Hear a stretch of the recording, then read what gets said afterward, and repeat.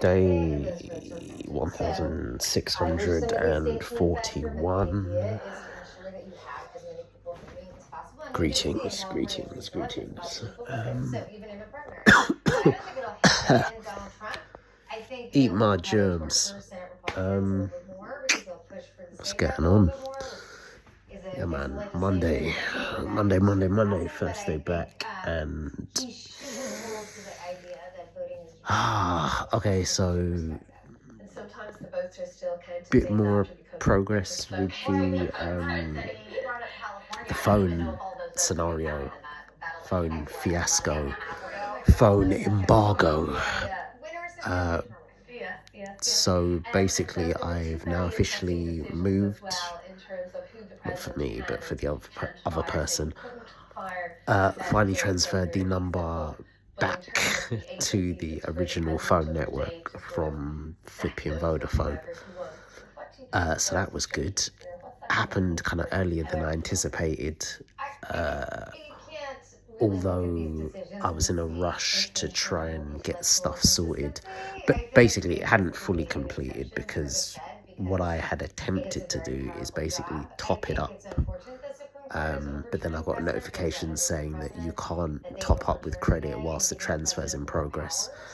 Now, the transfer seemed to have near enough been done because when I called the phone, when I called the number, it went through to the correct SIM card, and when I tried to call from the phone that SIM card was in, it was able to call out. So it was basically giving and receiving, essentially.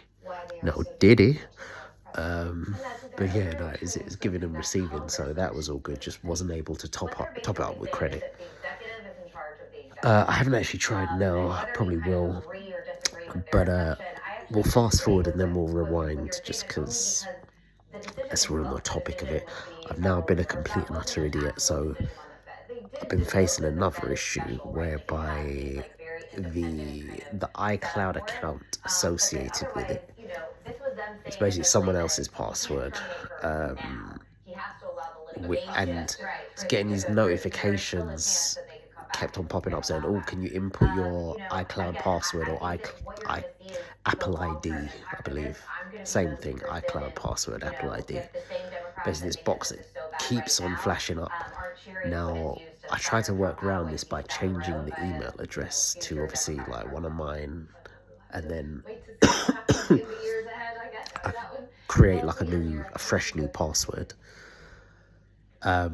I managed to figure out somehow, I can't even remember how I did it, but I managed to change the email address and then tried to just do, forgot password and all of that.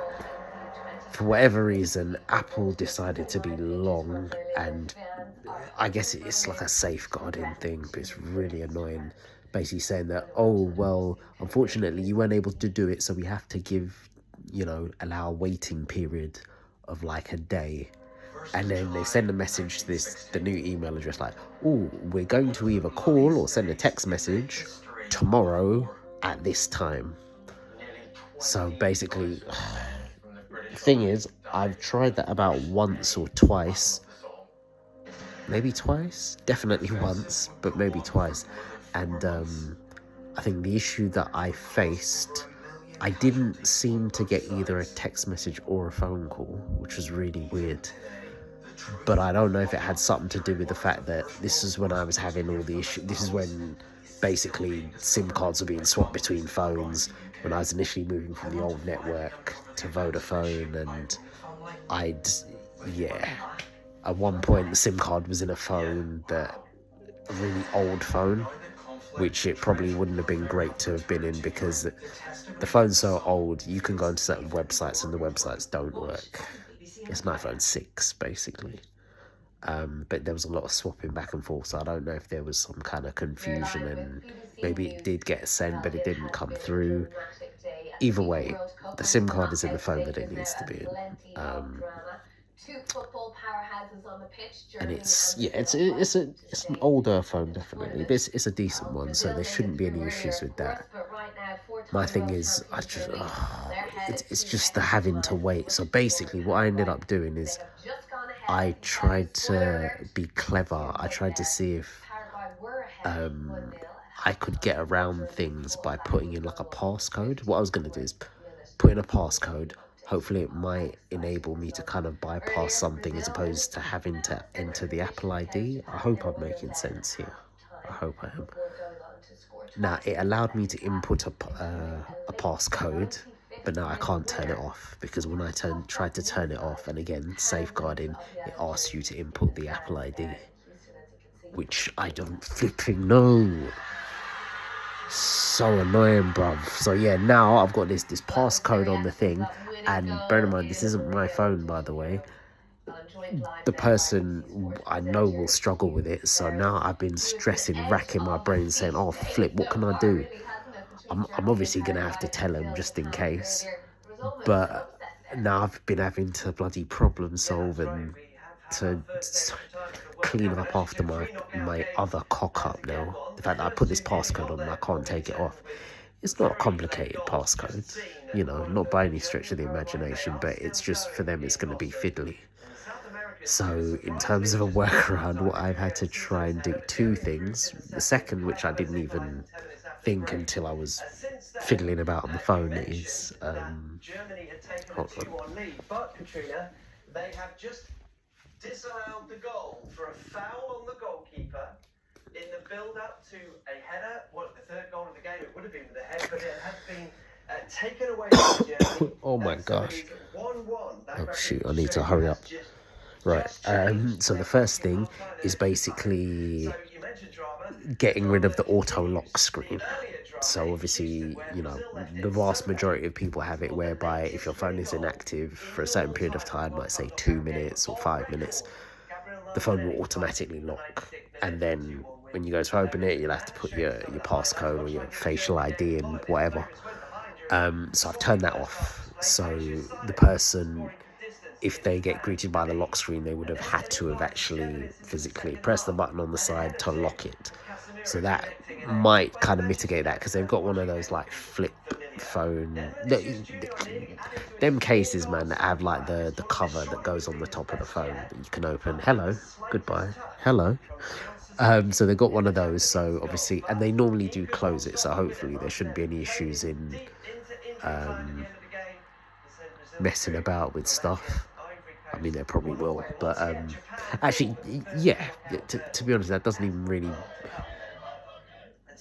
that wouldn't make a great deal of difference, I guess, when I think about it, because obviously the buttons on the side, it's when you press that side button that locks it now, so, and the cover for the phone doesn't cover that, so still a possibility. But also the other thing is I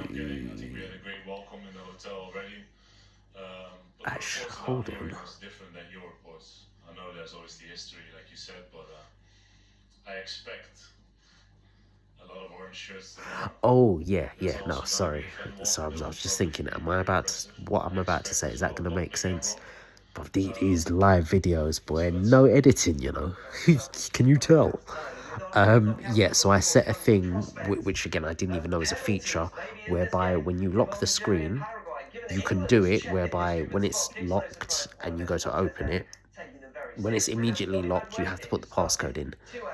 Now, I found out that there's a feature, which again is probably not going to be new news to anyone apart from me, but a feature whereby it can, it won't ask you for the passcode immediately when you lock it. You can set it, the timings just get bigger and bigger. So you've got immediately when you lock it, then you've got, I think, like an hour. It goes all the way up to like 4 hours, I think. So I think essentially this might actually be a decent workaround, I'm assuming that means it would have to be locked and then the phone not bothered for a period of 4 hours before it asks for the passcode. I'm assuming that's what it means. I'm literally just reasoning this out in my head because I didn't even think about what that. I didn't quite fully understand what that 4 hours meant, and I'm not even sure I do now, but that would kind of make sense. It has to be locked for 4 hours before it asks you to input the password. Maybe. Either way, I've gotten rid of that immediate thingy, so even if they accidentally press it, they can still just open it up and get into it without having to input a password, which is what I want. Of course, it's not particularly safe, but don't have to really worry about that. Not for now, anyways. And hopefully that should bide my time until tomorrow, when hopefully I'll be able to bloody reset this thing finally, and then we can just go back to regular schedule programming. Fingers crossed. Oh my lord, this is so long. People don't know about the stuff that goes on in the background, man. People don't know about the things that are done for them on behalf of them, and they will never know, and I'll probably never fully appreciate as well. I always thought that would be an interesting premise for a documentary or documentary series, or even a podcast series of things that happen in the shadows that keep things ticking over, things that happen that people are just not aware of or don't pay much attention to, that keep things trundling on at a good pace, you know, and keep bad or horrendous things from happening. It's an interesting premise. Interesting. Might have to explore it at some point. But anywho, quickly, work was busy. Work was busy. Still a bit under the weather. This cough is actually really bothering me. I think I don't know if the asthma's kicking in a bit. I might have to take my inhaler, you know.